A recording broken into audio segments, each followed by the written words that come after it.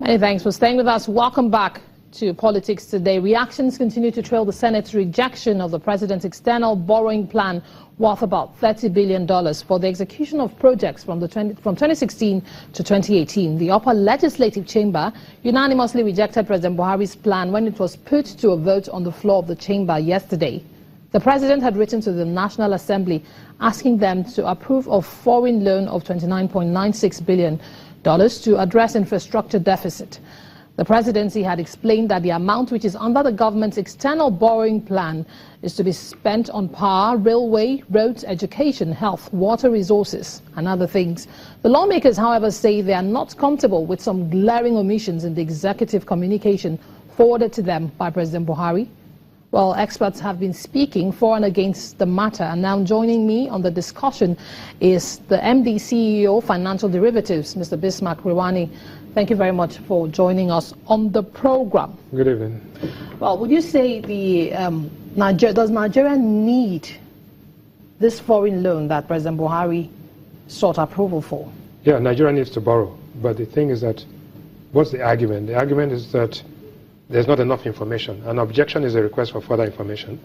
So the executive has to put the information the way the legislature wants it. That is their prerogative. We are hoping that there's not a proxy war going on. But more importantly is that the purpose of the borrowing is what we call general funding for infrastructure projects. It's not project specific. Now, also, the tenor is mixed and the sources are a combination of sources, mainly multilaterals, as you can see, export credit agencies, capital markets, London Club, and supplier credit. Now, what's the objection? They say not enough information. Nigeria could be entering a debt trap, and debt service to export ratio is too high. Now, that is the objection. What's the executive argument? The executive argument, as you can see here, is that Nigeria is in a recession, so you need to borrow. That is the standard operating model for getting out of a recession. Stimulus package, imperative for recovery. Without a stimulus package, you can never recover. Timing is everything. As you know, today, the Federal Reserve kept interest rates flat, but also indicated that by December, interest rates are going to go higher, dollar interest rates are going to go higher. So the time to borrow is now. The amount to borrow should be tied to specific projects, and the international markets are flush with funds. By next year, inflation rates in the US would have gone up and interest rates are going to go higher. And therefore, the cost of borrowing and the availability of funds will be much more difficult to source. Now, what next? Executive will provide further information. Borrowing must be project specific and not general borrowing. The internal rate of return on this borrowing must be such that it can amortize and pay its way, both necessarily in dollars or in naira.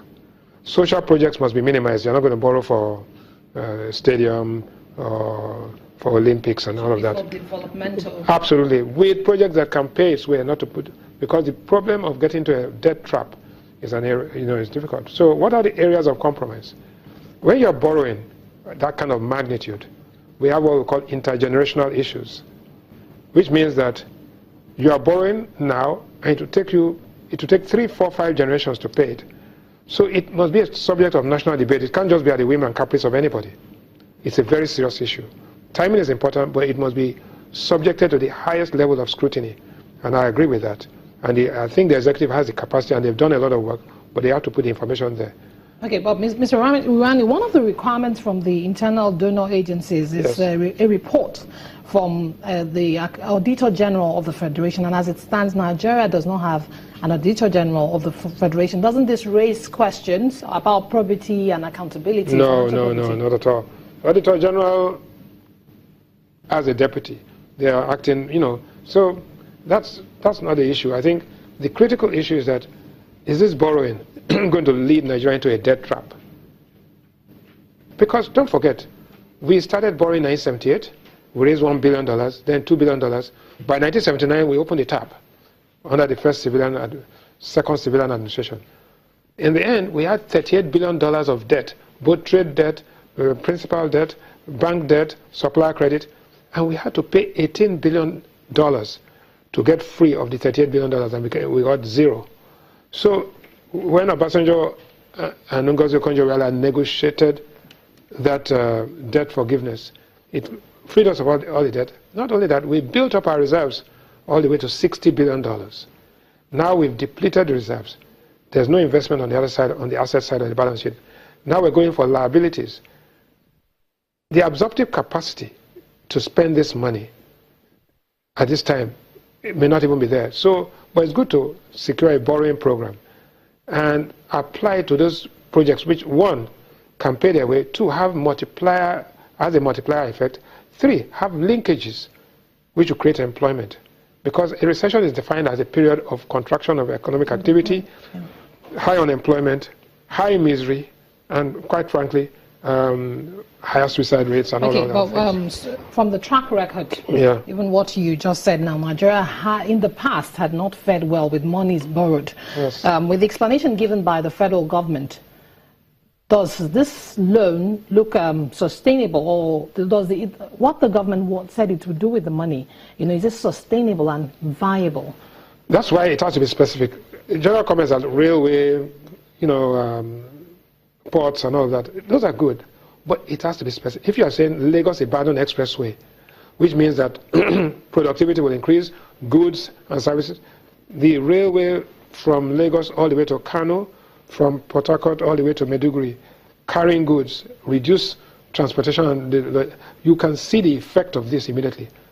But there's a due process for borrowing, and it depends on where you're going to borrow from. So that is what is important here.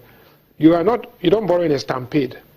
There'll be conditions, precedent, and all of that. And I think the executive, once they go ahead, then they will go into specific negotiations. Okay, but are there any alternatives for the government to be looking at exploring now outside borrowing? No. You need to borrow. Borrowing is... Yeah, you need to borrow because you have a liability, which is the borrowing. You have an asset. The asset must generate revenue. And that revenue generation must be in excess of the debt service. Right? And don't forget, if you borrow today, you are borrowing today's dollars. You'll be paying back in 10 years or 5 years from now. You'll be paying back with cheaper dollars. So you have the benefit of the present value of the asset, while you'll be paying with future earnings, which has a lower value because inflation must have eroded it. I know you are an economist, but as a Nigerian, from the rejection of the Senate, would you say the senators put the interest of Nigeria ahead? Or the rejection had some more political undertones? No, let's put it this way. The senators are also Nigerians. Okay? So nobody is more Nigerian than the other. But the important thing is that it must be subject to debate. If the senators are obstructionist, in the end, their brothers, my brothers, your brothers are going to be unemployed. They are going to be kidnapped just as we could be kidnapped. And there'll be no safety. So I think it would be... it'd be ridiculous and ludicrous for if there. But that does not mean that there's politics in everything. So this could be a proxy war for other issues. We are not children. We know that there is some tension between the legislation and that is natural because there's separation of powers. Okay, but we must not allow those personal undertones to get in the way because the timing is everything. We don't have the time. Okay, Mr. Bismarck. With the way things stand, what's your projection for the inflation rate for Nigeria between now and January 2017? I think that you're going to see inflation numbers are coming out on the 19th, Saturday the 19th. My projection is that you are going to get something like 18.2. However, there are some very outlying issues. A bag of rice, I was told this afternoon, has gone up to 25,000 in some areas, right? That bag of rice was 12,500 last year. Last year when we were going to Christmas. I do know that price of flour this time last year was 7,000, and flour is now 11,000 at this time. All right. So there are inflationary pressures, but the only way to get out of an inflationary spiral is to increase productivity. Productivity is achieved and improved by investing in capital expenditure. All right. Thank you very much, Mr. Bismarck Rewani, the MD, CEO, Financial Derivatives, and economist, for joining us on the program tonight.